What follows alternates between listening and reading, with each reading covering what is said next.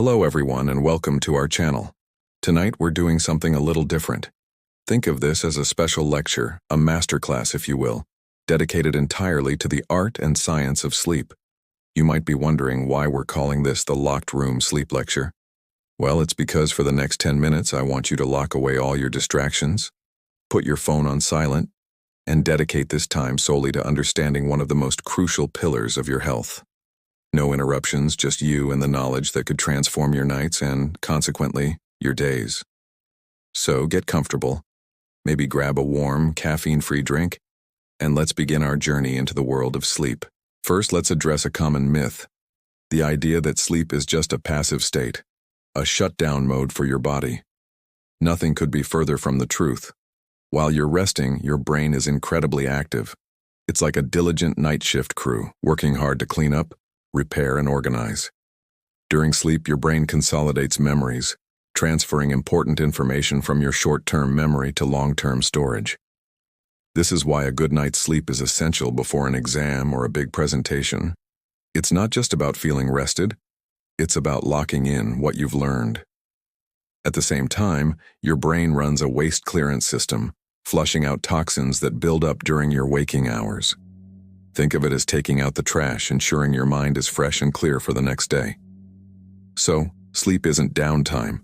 It's productive, essential maintenance time. Now let's talk about the architecture of sleep. Our sleep isn't one solid block, it's a dynamic cycle of different stages. We typically go through 4 to 5 of these cycles each night, with each cycle lasting about 90 minutes. The stages are broadly divided into 2 types: non-rapid eye movement, or NREM sleep, and rapid eye movement, or REM sleep. NREM sleep has 3 stages. Stage 1 is that light, drowsy phase where you're just drifting off. Stage 2 is a bit deeper. Your heart rate and body temperature drop and you become less aware of your surroundings. Stage 3 is the deepest, most restorative sleep.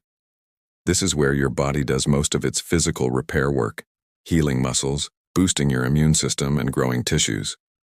Waking up from this stage is what leaves you feeling groggy and disoriented. After cycling through the NREM stages, we enter the fascinating world of REM sleep. This is when your brain activity ramps up, closely resembling your waking brain. Your eyes move rapidly behind your closed eyelids, hence the name, and this is the stage where most of our vivid dreaming occurs. While your brain is buzzing, your body is essentially paralyzed, a clever safety mechanism to prevent you from acting out your dreams. REM sleep is crucial for emotional regulation and creative problem-solving. It's like your brain's own personal therapist and innovation lab, processing the emotions of the day and connecting ideas in new and unexpected ways. As the night progresses, the duration of your deep sleep stages decreases, while your REM stages get longer. This is why you often wake up from a dream in the morning. So how much sleep do we actually need? The general consensus for adults is 7 to 9 hours per night. Not 6, not 5, 7 to 9.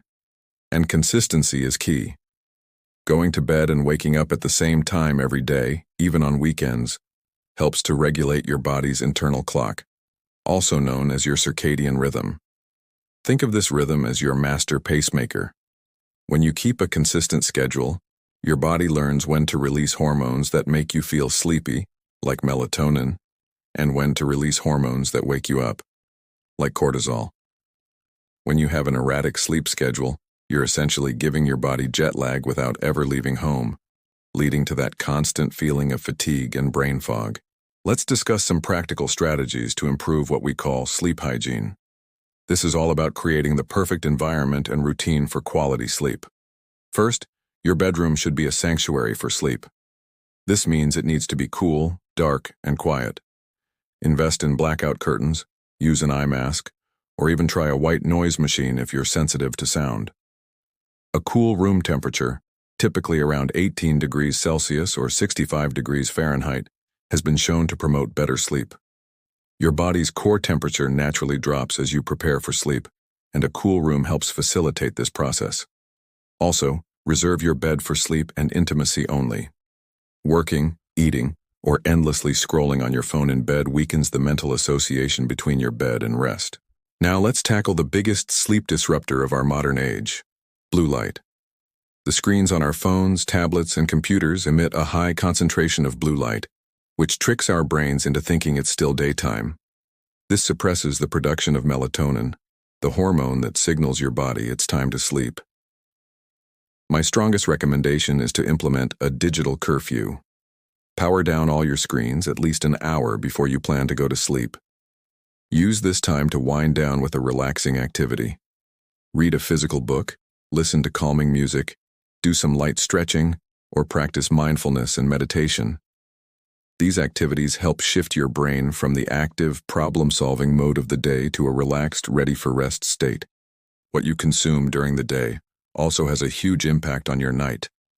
Caffeine is a major one. It's a stimulant with a long half-life, meaning it can stay in your system for hours. To be safe, try to avoid any caffeine after 2 p.m. That includes coffee, many teas, sodas, and even chocolate. Alcohol is another culprit. While a drink might make you feel drowsy and help you fall asleep faster, it severely disrupts the quality of your sleep later in the night. It particularly suppresses REM sleep, which, as we've learned, is vital for emotional and mental restoration. So you might fall asleep quickly, but you'll wake up feeling unrefreshed. As for food, a large, heavy meal close to bedtime can cause discomfort and indigestion, making it hard to sleep. If you're hungry, opt for a light, sleep-promoting snack like a small banana or a handful of almonds.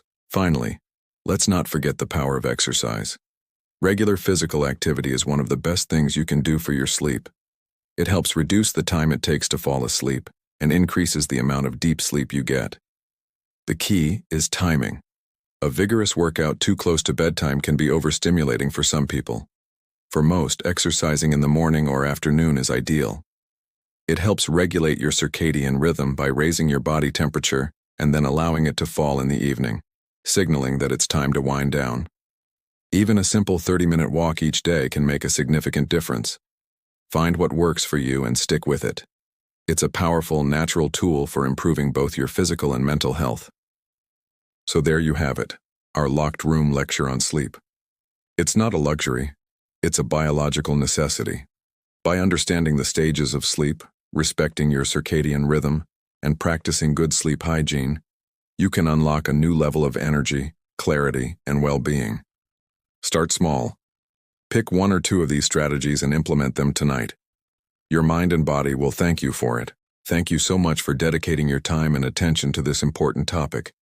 I hope you found this information valuable.